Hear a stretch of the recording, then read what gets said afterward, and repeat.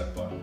And of course, we got two arrows, one here and one here. So this is where it's actually at, it's right here. So what happens is, if this thing ever gets jammed up, that little red button right there will pop out. That's like a little circuit breaker, okay? Okay. In the middle right here, you see this little hole right here? That little hole right there is where a disposal wrench goes. So now they don't, oh, actually, we got one right here. How about this? How about this? All right, let me show you guys how this works.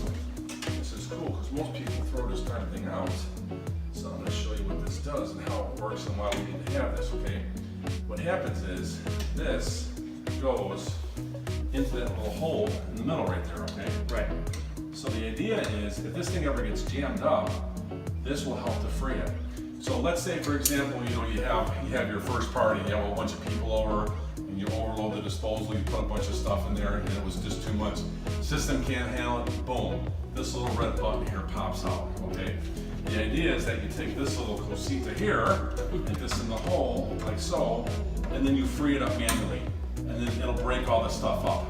Oh, you're essentially turning. You're bypassing it, yeah. So if you look inside the hole, you would see it, the plates turning. You would get all the crap that got stuck in there. You would get that all freed up, and then you would come back, hit your reset button, and try it again, and that should work. Got it. So that's what this is for. So this is our disposal wrench. This is our little circuit breaker right there. So that's what that's for, okay? Very cool. I'm gonna take a little picture here.